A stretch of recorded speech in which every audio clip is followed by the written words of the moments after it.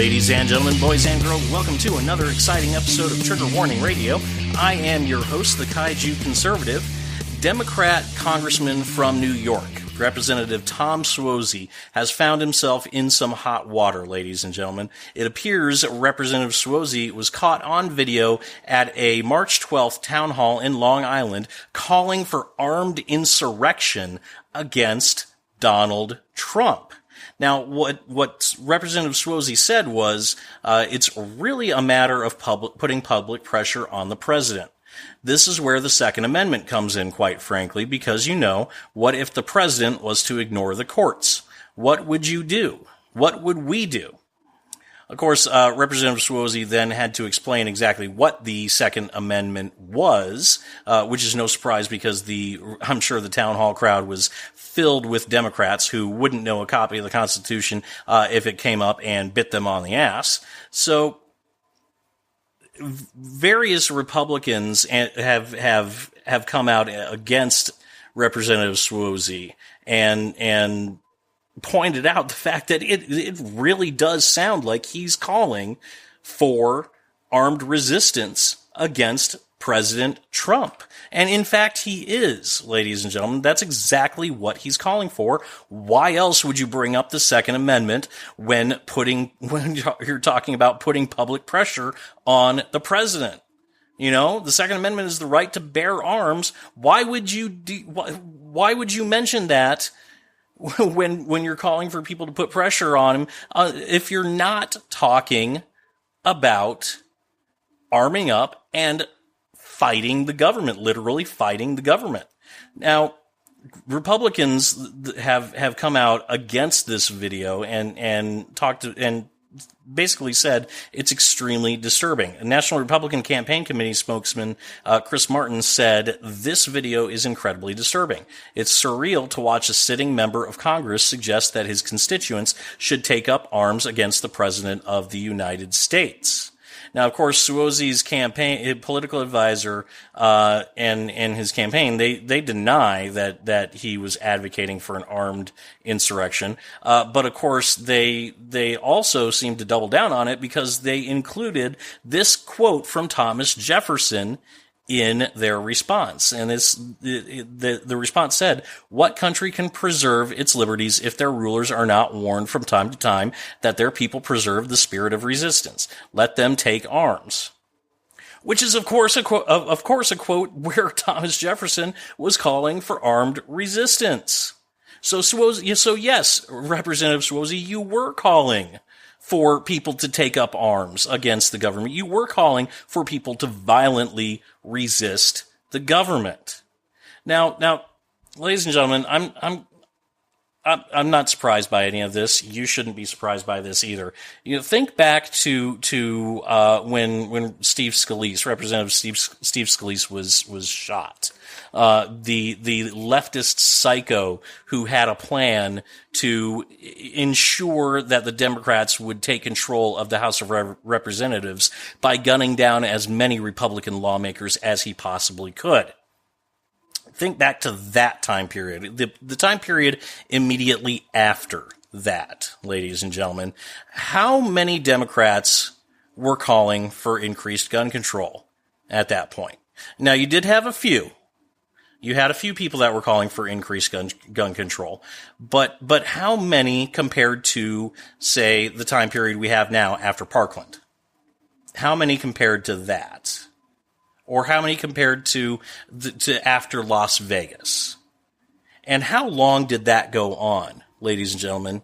Was it a couple of weeks? Was it a couple of months? Was it a couple of days? I can tell you right now, I don't remember exactly how long it went on, but it wasn't very long at all.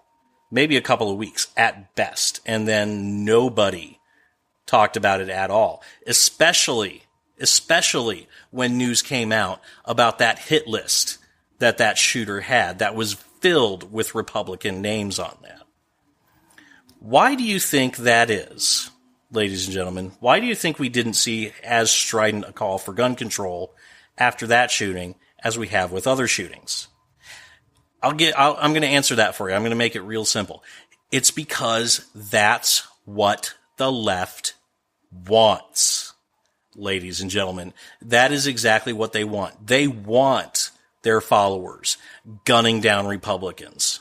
They want their followers killing elected representatives to force regime change.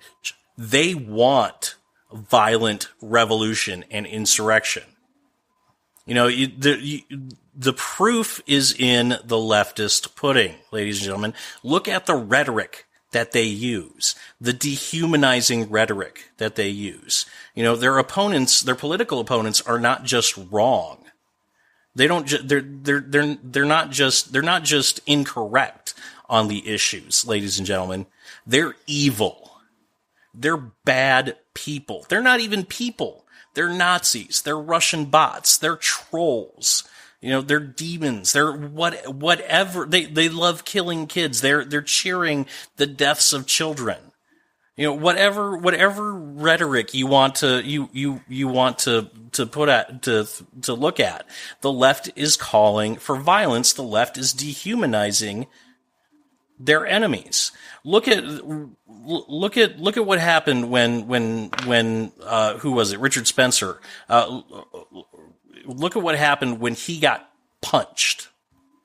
How many leftists did you have cheering that on? How many leftists were saying, yes, it's okay to punch Nazis? Not only is it not okay, is it okay to punch Nazis, according to the left, but it is morally virtuous to punch a Nazi. It is your moral obligation. If you love freedom, if you love life, if you are a good person, it is your moral obligation to violently resist Nazis and to violently resist Trump. And this is something that has gone on. It's gone on for years. It's not a new phenomenon at all, ladies and gentlemen. The left has been mired in violent rhetoric for years, since at least George W. Bush's first term in office. At least since that, more than probably before that. I don't know for sure because, you know, I've back in the 90s, I was in middle school, high school, and I wasn't paying attention to any of that crap. But they have been mired in violent rhetoric for years now. And it has gotten worse since Donald Trump has taken office. Think about how many times Trump has been referred to as Hitler, as a Nazi. How many times have his supporters been referred to as brown shirts? You know? How many times have his reporters been referred to as bigots, white supremacists, you know, hateful people?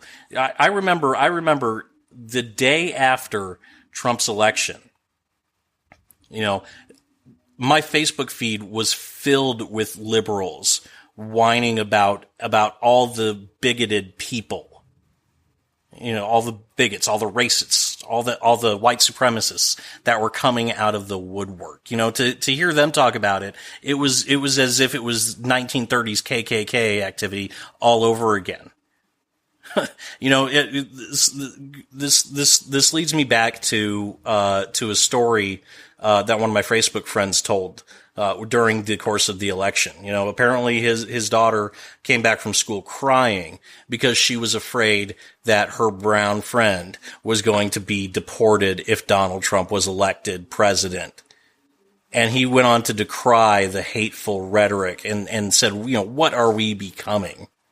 Well, I'll ask that same question. You know, what's happening with this country when you have one side talking about violence against another side?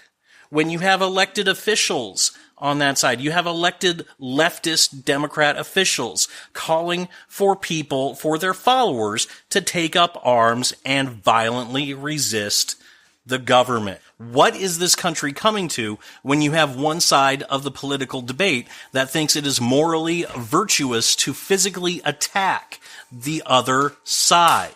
Look at what happened. Look at what happened during the campaign in Chicago, in San Diego, in a whole host of other cities where you had people who were being beaten in the streets and chased down like dogs simply because they disagreed with the left.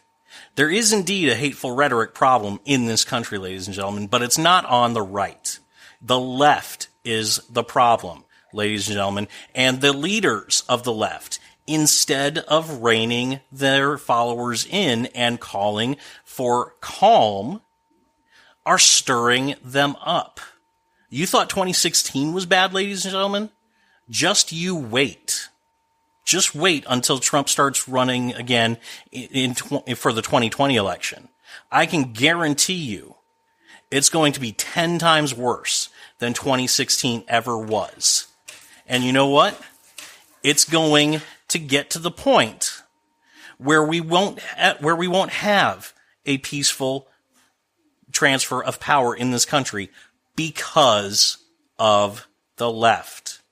The left and the Democrats, they seriously need to examine themselves. And they need to rein in hateful, violent rhetoric like Representative Suozzi's. It's unacceptable that we have a representative urging people almost to take up arms and violently resist. The violent, hateful, dehumanizing rhetoric from the left needs to stop, and they need to be taken to task and held accountable for what their followers do. It's the only way that we can bridge the divide in this country.